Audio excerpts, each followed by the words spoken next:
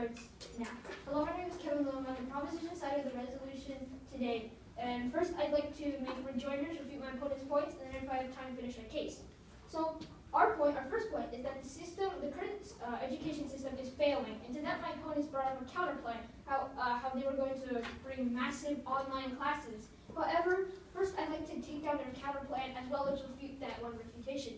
First, my first response is that people can't focus on an online class, because they get to stay at home and do whatever they want on their computer while the teacher lectures. They may not even be listening to the teacher, so therefore it's unreliable.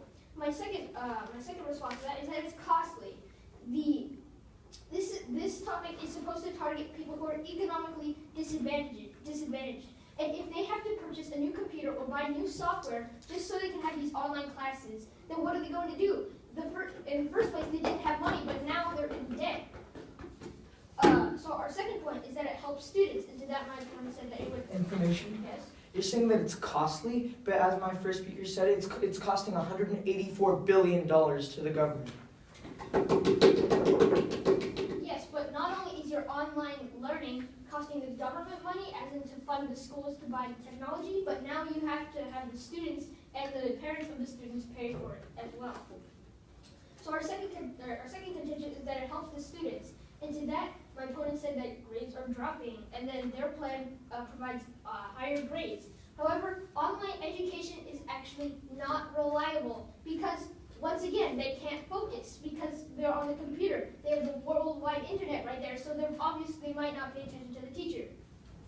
Our third point is that it lowers poverty rates. And to that, my opponent said how it's cheaper. However, I don't see how the people who are I don't see how if the government and the students have to pay alike, it makes it cheaper. Now I'd like to refute my opponent's points. So my opponent's first point is that it's a high cost. However, the expected outcome of this plan would be for the economically disadvantaged so that they can get jobs and pay the taxes for the government. It's a win-win situation. Not only do the people who are economically disadvantaged get hired in the economy, and now the government gets the money back. My opponent's second point is that it worsens education. Information. At this time. However, it actually doesn't, because it's better than zero education. What they're saying is that we're giving them zero education, and this online learning thing will provide them with some education. However, we are actually providing them with good education, because they used to, they couldn't afford college, not even community college. But now we're giving these trade schools, these community colleges, and colleges to teach them what they need for the jobs, the 21st century. Now I'd like to finish my case. So our third point is that it lowers the poverty rates. The total cost of 6.7% of the U.S. population being NEET youth is $4.75 trillion, which is roughly 1/4 of the national debt. That means that every year the U.S. debt will increase by $4.75 trillion, Judge. We're already in a massive deficit. How can we afford to increase this deficit? According to moneynews.com, a bachelor's degree has a 3.9% unemployment rate, and people with some education, or some college, have a 6.4% unemployment rate. High school graduates have a 7.4% unemployment rate, and people who have less than high school have 11.6% unemployment rate.